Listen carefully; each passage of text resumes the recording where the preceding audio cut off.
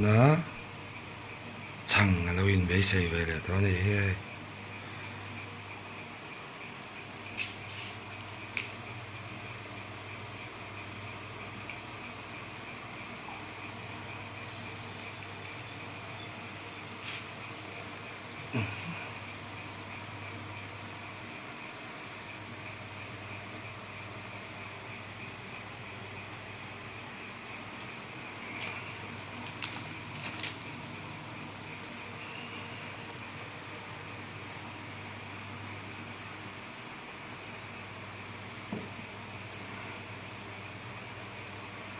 nó chẳng này đủ lòng sang khát phê cho tiền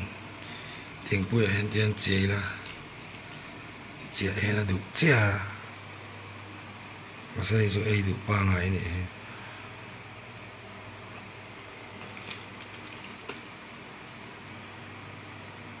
chẳng hệ 3 nia mà he tiền bùi nó biếng hẹn tiền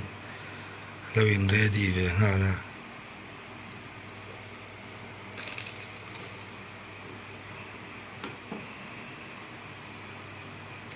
chẳng tụi big tê chẳng pa lì về dễ li ngay buổi ta cái này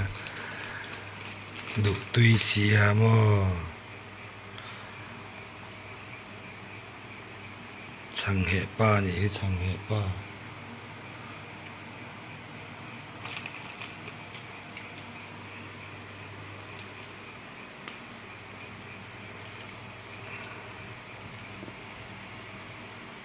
ông tỏ là hơi ruột tỏ gần bảy phát làm họ có ruột kìa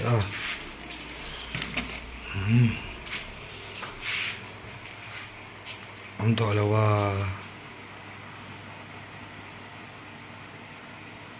การสั่นดุจวงเราการสั่นเสียตาย